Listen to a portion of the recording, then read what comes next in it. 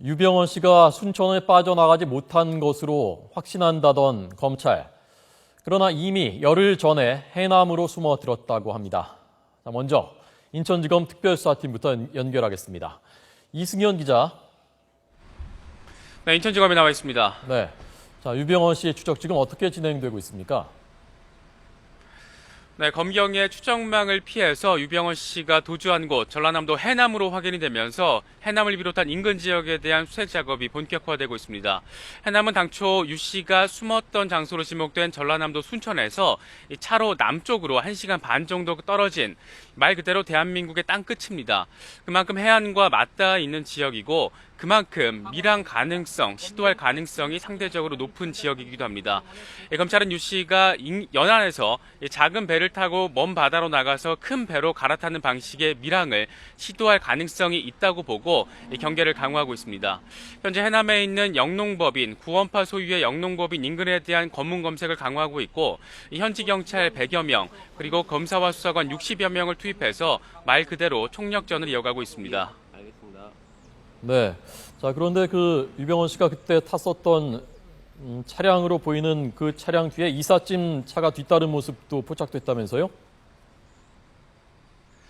네, 그렇습니다. 검찰은 이미 CCTV 동영상을 확보했습니다. 이 영상에는 이 구원파 관련자가 소유한 승합차가 있었고요. 유병헌 씨가 탄 것으로 추정되고 있습니다.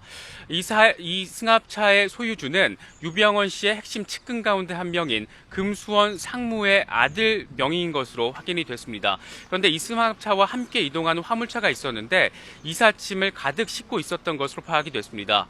검찰은 일단 유 씨가 도주 장기화를 대비하기 위해서 이삿짐을 가득 실은 화물차까지 동원을 해서 해남과 인근 지역으로 도주를 한 것으로 보고 인근 지역에 대한 수색을 계속 이어나가고 있는 그런 상황입니다. 네. 자, 그러면 지금 검찰과 경찰이 해남 쪽을 집중적으로 추적을 하고 있는 겁니까?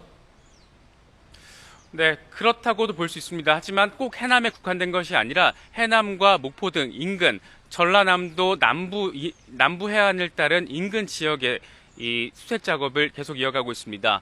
이 검찰은 해남과 목포 등지에 있는 구원파 관련 시설에 유 씨가 단기적으로 이동을 하면서 도주를 하고 있는 것으로 파악을 하고 있습니다.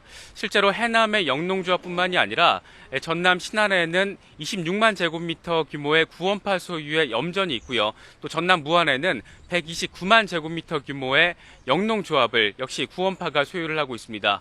이 때문에 전남 남해안 지방에 유 씨가 도주를 할 수 있는 가능성, 도주를 할 수 있는 곳이 그만큼 많이 있다라고 볼 수 있습니다. 따라서 검찰은 이 같은 의심 시설을 수색하는 데 주력을 하고 있고 경찰견까지 동원을 해서 추적을 이어가고 있습니다.